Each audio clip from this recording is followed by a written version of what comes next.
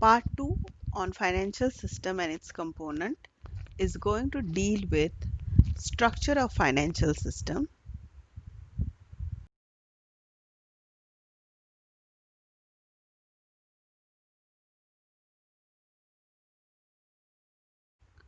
Let us try to understand the structure of financial system.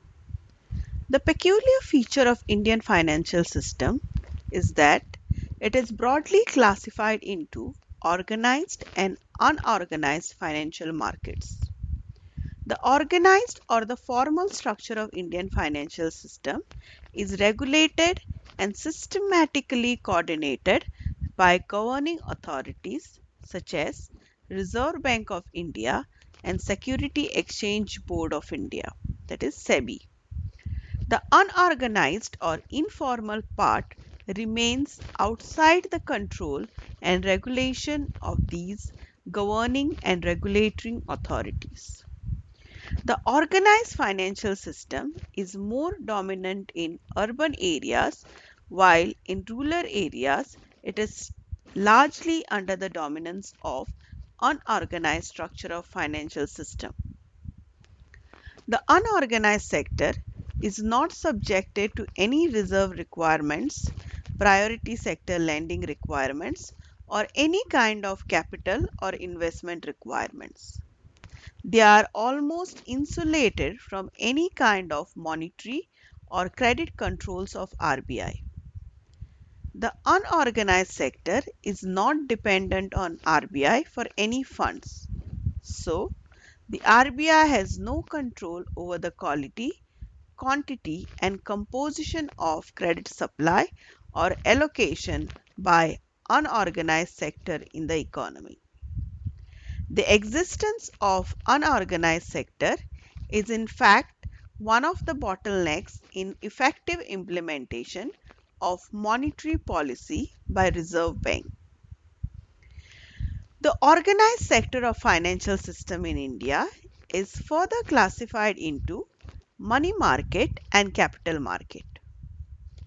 Money market deals with short-term credit instruments such as treasury and commercial bills, while capital market deals with long-term credit.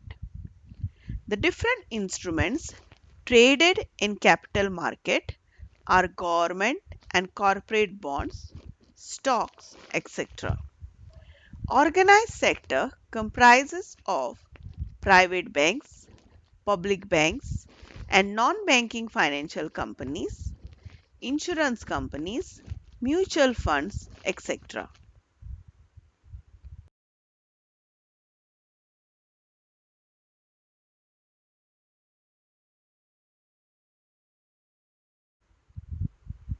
The unorganized sector comprises of money lenders, which are both professional and non-professional, indigenous bankers, pawnbrokers, jewelers, and chit funds. Let us have a look at each one of them in bit of little detail. Money lenders. Now, these are most dominant and oldest source of credit to people in rural areas.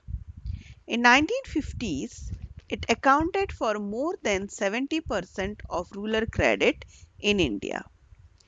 Even today, in spite of growth of organized financial institutes in rural areas, moneylender is still seen as option for provision of credit by people in villages.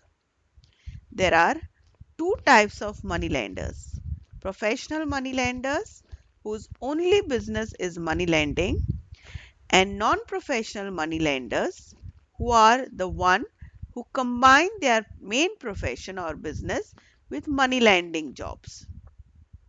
They usually charge high rate of interest, but the ease of getting credit from the money lenders and lack of organized credit in every part of India till date has allowed money lenders to flourish even after so many years of independence.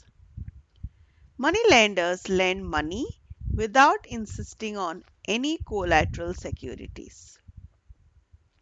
They also lend credit for productive as well as unproductive purposes. Second one is indigenous bankers. It's like non-official bank or the one that is not regulated by RBI. They accept deposit and give loans. They even deal in short-term credit instruments like bill of exchange, which is termed as hundis, HUNDIS. They lend to limited number of clients and usually prefer lending larger amounts compared to money lenders who lends even very small amount for consumption needs. The rates on loan vary on the basis of type of loan, duration, security which is being provided. The interest rate charged is lower than that of money lender but is quite higher compared to commercial banks. Pawnbrokers. Pawnbrokers or a pawn shop is an individual or a business that offers secured loans to people against items of personal property used as collateral.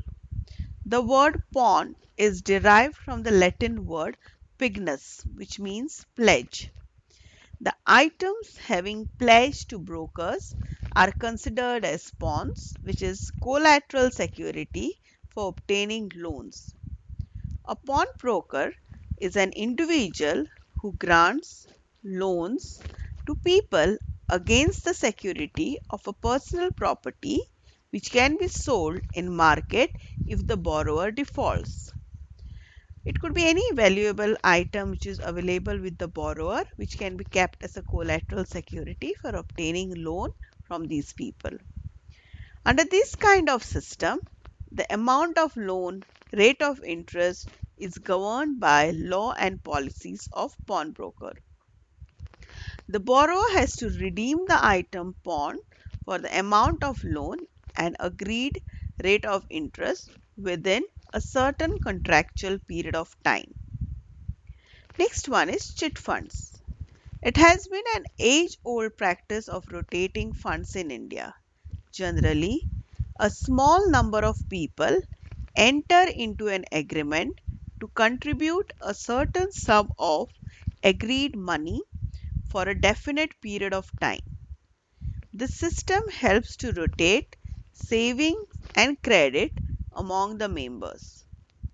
The time frame for contribution depends upon the number of members or subscribers of chit funds.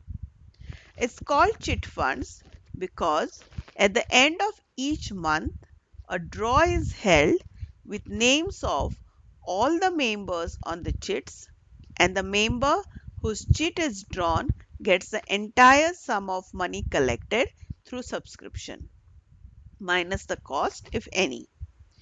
The member continues contributing to the fund till the end of contractual period, but is not allowed to participate in draw of chits henceforth.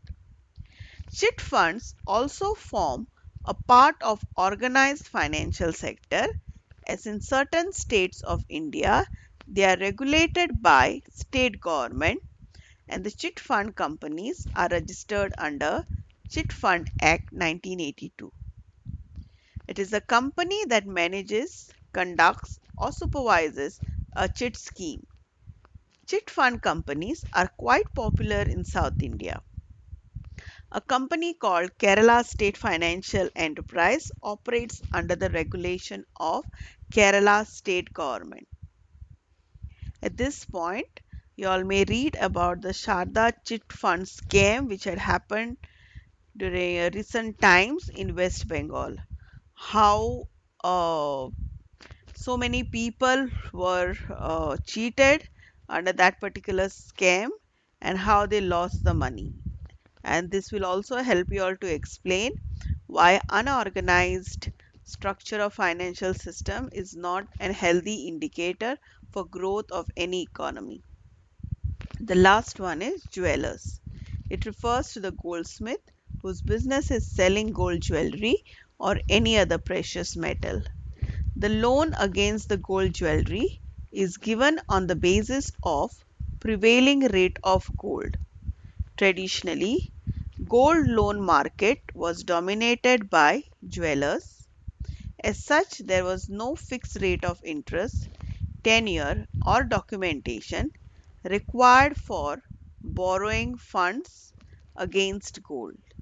The authenticity of gold was determined by the jeweler in his own way without any transparency. No certificate was issued for pledging the gold. It was totally a verbal transaction. Recently, commercial banks have started granting gold loans, but you all will still see in some parts of villages, people do take loan from the local goldsmith and by pledging the items of gold which they might be having.